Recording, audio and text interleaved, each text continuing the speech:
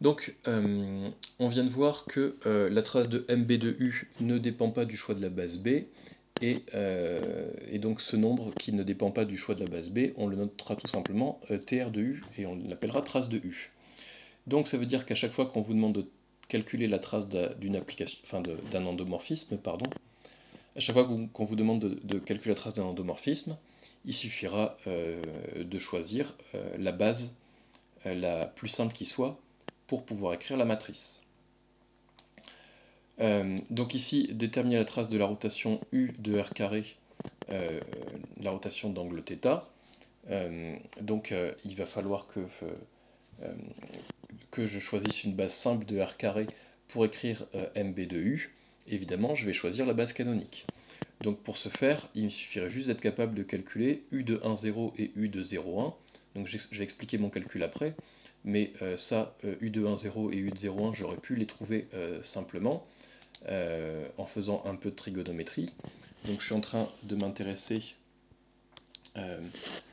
Ici c'est on avait appelé x l'angle, mais évidemment, donc si je pars de U de 1,0, le vecteur, enfin si je pars de 1,0, pardon, le vecteur 1,0 il est là où je pointe avec ma flèche, avec mon curseur.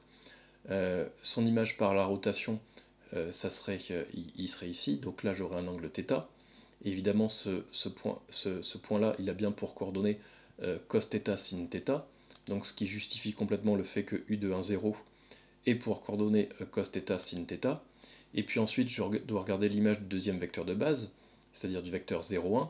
Le vecteur 0,1 il est là. Ici j'ai déjà un angle pi sur 2, si je fais une rotation d'angle x ou d'angle θ, peu importe, j'arrive ici. Donc j'obtiens j'obtiens un angle égal à pi sur 2 plus θ. Et on sait que les coordonnées de ce point sont moins sin θ plus cos θ, donc moins sin θ cos θ. Donc rien que en dessinant le cercle trigonométrique, on peut retrouver effectivement que U de 1,0 c'est cos θ sin θ et U de 0,1 c'est moins sin θ cos θ. Donc la matrice MB de U, la première colonne c'est cos θ sin θ, on regarde l'image du vecteur 1,0, et pour la deuxième colonne, on regarde l'image du vecteur 0,1, donc c'est bien moins sin θ cos θ. Du coup, la trace c'est quoi? C'est la somme des coefficients diagonaux. J'obtiens donc 2 fois cos θ. J'explique juste ce que j'ai fait ici. Là, je suis bêtement passé par les nombres complexes pour trouver carrément l'expression de U de xy. Et pour ça, j'ai réutilisé la seule chose que vous avez finalement besoin de savoir sur la rotation d'angle θ, c'est que d'un point de vue de la fixe des points ou de la fixe des vecteurs, ça correspond à une multiplication par EIθ.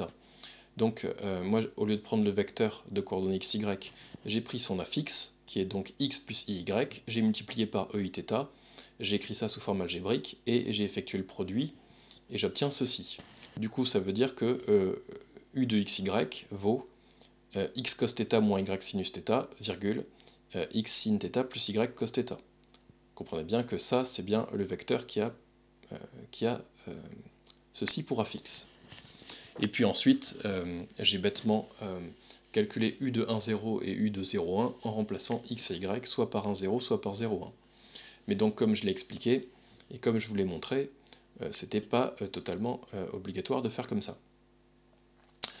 Exercice 16, un exercice qui fait intervenir un endomorphisme qui peut avoir un lien, qui se note sous forme d'un crochet, qui s'appelle le crochet de Lie, crochet UV,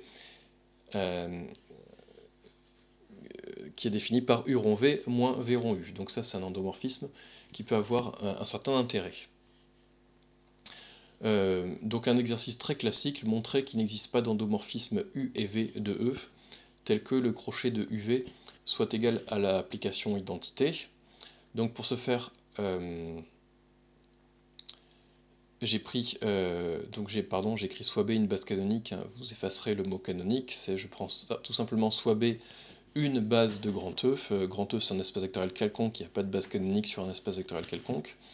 Et j'ai noté grand A et grand B, respectivement la matrice de U et la matrice de V, relativement à cette base B qu'on a choisie. Donc là, maintenant je m'intéresse à la matrice du crochet de lit, c'est-à-dire par linéarité de phi. Vous vous souvenez de l'application phi qu'on a rencontrée dans ce chapitre. Donc la matrice d'une différence, c'est bien la différence des deux matrices. Et puis on sait que la matrice d'une composée me donne le produit matriciel. Donc la matrice de U rond V, c'est la matrice de U fois la matrice de V. De même, la matrice de V rond U, c'est matrice de V fois matrice de U. Donc la matrice de cette application crochet UV, c'est AB moins BA. Du coup, la trace du crochet, on sait que... donc on a expliqué que la trace d'une application linéaire, enfin la trace d'un endomorphisme, pardon, était égale à la trace de la matrice dans n'importe quelle base. Donc la trace du crochet UV, c'est la trace de cette matrice.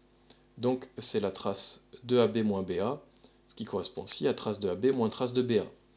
Or, on a démontré à la page précédente que trace de AB et trace de BA sont égaux.